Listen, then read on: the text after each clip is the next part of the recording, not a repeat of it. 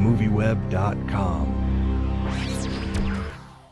So I wanted to begin by asking you, you have such a long and distinguished career. Did you ever think at this point in your life you'd still be acting, you'd find a role as juicy and as important as this one? Well, there's always hope. It's true. That's what leads you in this business. You have to keep hoping that something good will come along, something interesting that's worth doing.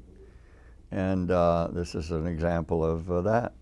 I've been very fortunate the past couple of years. When you first read the script, what was your immediate reaction?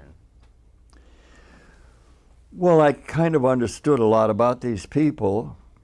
I thought I did anyway, because my wife comes from Tennessee, and my father-in-law, my mother-in-law, and the whole Carter family are very close to me since I was taken in to that family about almost 30 years ago.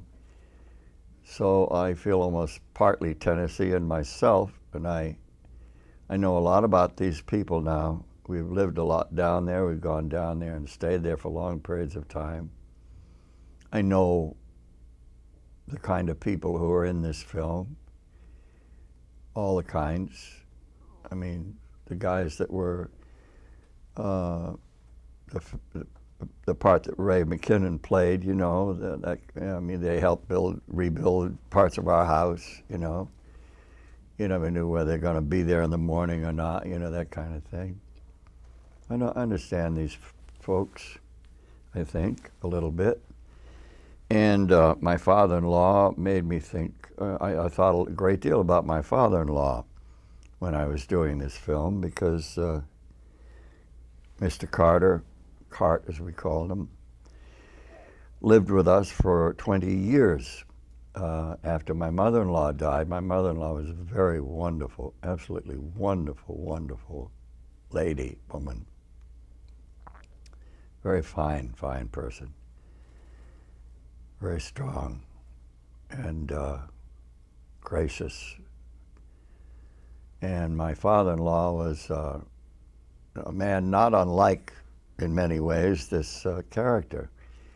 Was from a small town only about 60 miles from where that nursing home was in Linden, Tennessee.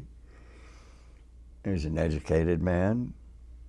The home, the little 150-year-old clapboard house that it used to be before we added onto it and all, you know, is lined with books, all worn because they've been read. More books than you would find in the home of a Hollywood whatever, probably. So you really knew the role and could relate to it from experiences that you had. What's that? You really understood the role when you read it and could relate to it. Well, from experiences you had. I hope I did, yeah. And I knew the kind of person, my father-in-law was the kind of man, didn't talk too much. He had very clear ideas, very strong opinions about a number of things, politics and stuff like that, which weren't necessarily the opinions that I held. So we didn't cover those subjects. We didn't talk about things like that. And he was not the kind of man who went around offering his opinion. Sure. You didn't get his opinion until you asked for it, and then you got it like that. Right. Quick. You got it. Straightforward, simple, and honest. Much like Abner. Much like what? Like Abner in the film, yeah. Yeah, and he was a man who had some respect for other people and a lot of respect, and he was the head of the family. He was a wonderful man, and he lived with us for 20 years. We brought him out here. We built onto the house when we bought this house we're in now. Mainly for him, we built a beautiful room and quarters for him near the kitchen where he could be watched.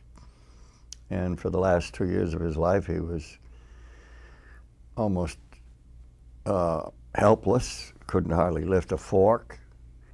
And one day he said he wanted to go back home to Tennessee because he'd getting dying signals. We took him, everybody, we all moved back there. And he lasted for a long time because he just did not know the meaning of the word quit. He didn't know how to quit. And that's very much like the character I played in this movie. Just didn't know when to Did give not up. know how to quit, nor did he want to quit. Awesome, excellent. And there's probably an awful lot of people out there who reach a certain age and do not want to quit. Yeah, can relate to that. And circumstances sometimes make it impossible for them to go on their own and maintain a sense of independence and self-respect that goes with that. And it's very difficult. We don't live in a civilization in our country now as it was 100 years ago or so, when most of the country lived on farms, and there were 2 or 3 generations living on the farm, the grandfather generation, grandmother, and the parents and the children. Or if they didn't, grandparents didn't live on the farm, they lived next door. They didn't get a house 10 miles away, Right. because you couldn't get there. So everybody lived together, and the younger people in those families were raised with the perspective, not only of their parents' generation, but of an older generation. And so they were given opinions that were based upon a perspective of living, not going to Harvard University, but of living Right. for 60, 70 years. And they were taught from when they were young to respect those opinions, which meant they had to listen to them. Maybe they learned something. Yeah. But now, of course, we live in a world where there's so much distraction, all kinds of little electronics, where young people don't have time to listen anymore to a lot of things.